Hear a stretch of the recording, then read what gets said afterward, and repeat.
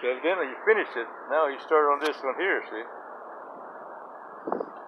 Are you Tommy George? Yeah. Hi, how are you? Yeah, good. Okay, I have no idea. I'm just parking here to get some food. Yeah. I'm not from here. You must be a local icon. Everyone knows you, is that right? Yeah, and I'm just the guy driving through, so you're like, oh, of course you know. Oh, how are you, sir? Yeah. Hi. Pleasure. Yeah, I was just going to thank you for being a veteran because, you know, I wouldn't be here and doing whatever Howard dressing in my life if it wasn't for people like you. So I appreciate everything you've done. Anyway, I just kind of marvel at the stuff that these people see interested in that story. The story was back in when, like I said, I was raised right here in Burney. And then I never ventured out of the area. I'm like a bear. This is my territory. Sure. I didn't go to Hat Creek, Big Bend, Montgomery Creek, or Glen Burn, or wherever. And we didn't have a high school here at the time. So when we went to 8th grade, after 8th grade, they put us on a bus and transported us to Fall River. So that's when we had a high school up there. And that's when I saw prejudice. I couldn't understand that. Why are these white cowboys against this cowboy? And why are the Indians calling me white Indian? And I was thinking, what is this? So we started learning as we go. Oh, you were getting it on both sides. Yeah. The Indians were like your trader. I was raised here in Burney, so the white people are my friends too, and my family I call. And then the Indians are my family on that perspective. So when I became the tribal chair, then we had the big movements around here. And I was the chief. Is it Pitt River? Yeah, Pitt River. Sure, I've seen that. I know that much. Okay. 2000. See, I'm from Arcata. They have Hoopa and Kimtu and. Yeah, I just had a half brother by the name of Pratt. He just passed away. He was a Hoopa. And his grandma over there is a German. Oh. That's so strange. When I went to Idaho, and I went on one of the reservations of Shoshone, and they have fireworks stations and stuff. So I was on there just buying some stand. But they're Mormons. Yeah. And I'm looking at what to me look like full-blood native ladies who were very attractive. But she was Mormon, and I was like, that's so weird for me, but I don't really know. But you know, they are very pretty when you get about. I tell my boys, don't just come out and stick around and look at the old cousins around. They go out, you know, the Indian nations. But boy, I tell you, I got the privilege of being out among the international reservations like Pine Ridge and Shoshone, Cheyenne, Cherokee, all your Oklahoma, all over. Awesome. I spoke for the Vietnam veteran. We come home in '68, we wasn't welcome. That really perturbed me, made me upset me.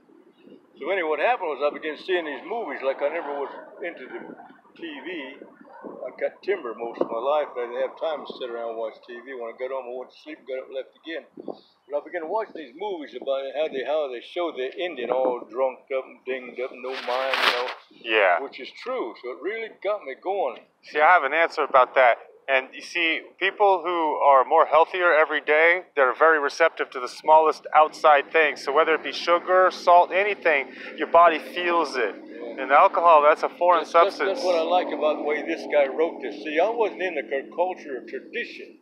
Not that I was ashamed of it. We never had it here. Sure. My mama used to tell me, son, no matter how you dress up, look like a white man, smell like a white man, act like a white man, she said, you're still an Indian. And they're going to call you that. So sooner or later, you're going to have someone, you're an Indian, you know. It'll be your best friend. Like, see, just come out. Sure. So now you see where we stand. I'm thinking, man. So anyway, when I got out among them, man, I tell you, I felt so bad. I've become a private, independent consultant for them on both sides. Now, like I tell people, now I know who you are, I know where you come from. Every one of you, no doubt, know a little bit about the Bible.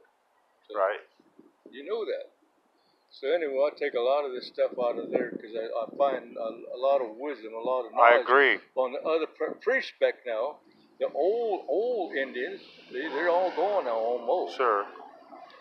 They talk like this parallel to that word. They never had the Bible, never saw the Correct, sir. Correct. They talk right in the parallel of this. I understand what you're saying because if you talk to Mormons or people from India, it doesn't Chinese, it doesn't. Everyone understands the spirit and what's good and right, and there's good values and there's stories that go far beyond our basic what we understand as race or oh you're from that side of the street. That street didn't exist. That ocean did not exist. That mountain wasn't there yet.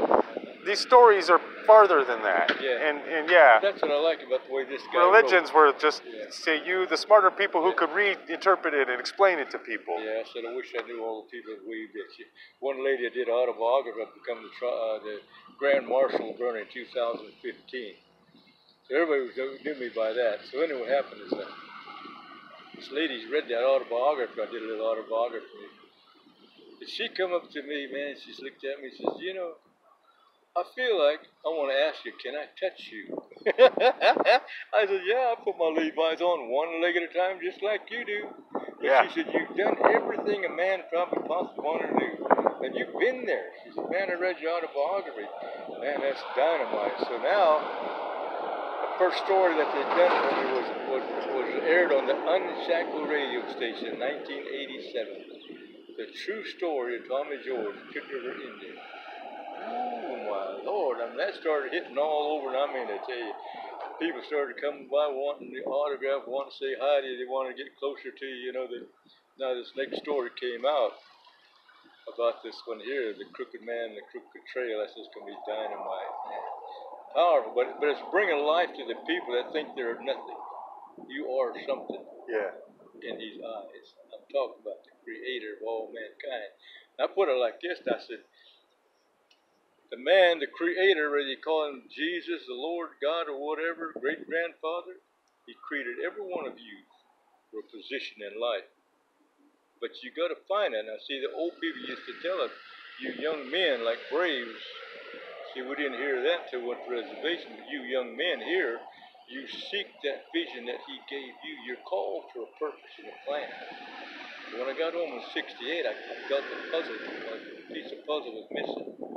And I worked the plywood, cut timber and all that, drank a little bit and all that stuff, and still felt that. So finally one day I was a senior vice commander down here at this VFW post down here. I got to do some speaking and everything. So then I came back and they asked me to come to the reservations. That's when I got involved with spiritual, that Indian side of it. All right. Man, I could see these beadwork. And I tell the ladies, I've got to apologize to you. I'm not lusting at you, but I never saw the earring or the medallion or the, you know, looking.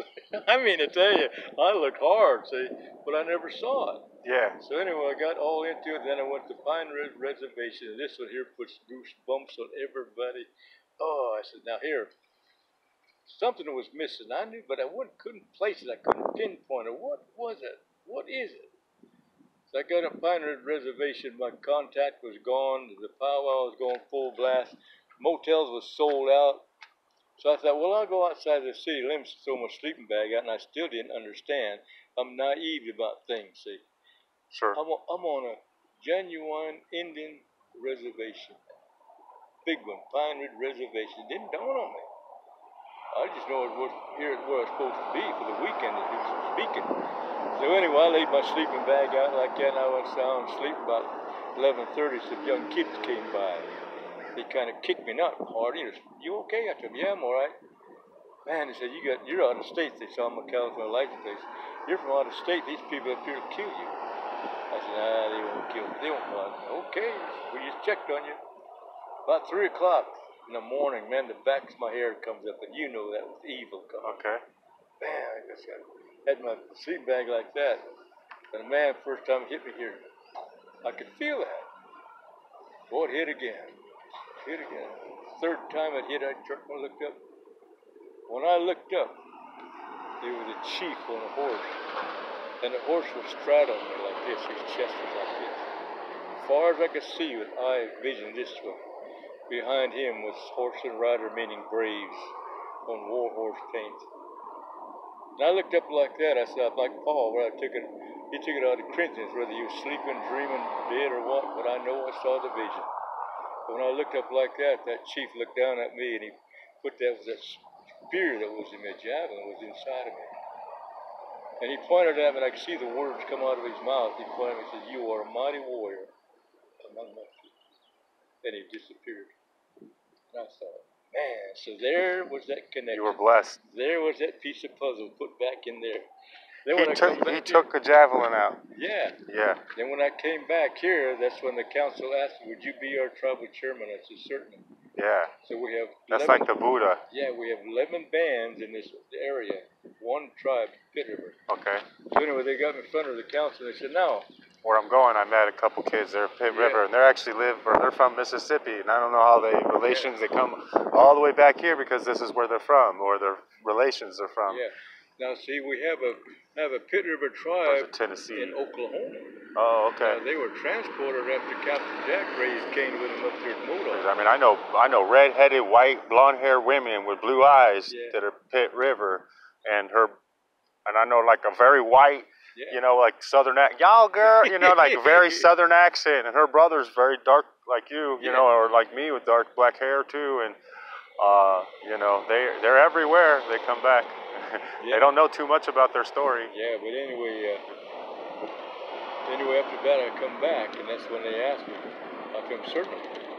So they got down, and the council got me and said, now, what motivated you to become our tribal chairman? I never fooled with them. I was a working man all my life. But after that, I said, I'm going to tell you the bottom line that got me going. I'm a timber falling contractor, and I do these big sales. I get my brother to help me, my boys. Now, they asked me to come to Klamath Falls Bug Station if we're going to aid in Altura. 2.5 million feet of timber already marked out, big old yellow pine. Now, you had the Roseburg Forestry, the Modoc National Forestry, Jake Coffey, he was in charge of the whole thing, and he's supposed to be an Indian. See, supposed to be an Indian. So anyway, they were all standing around like that, and I pulled in.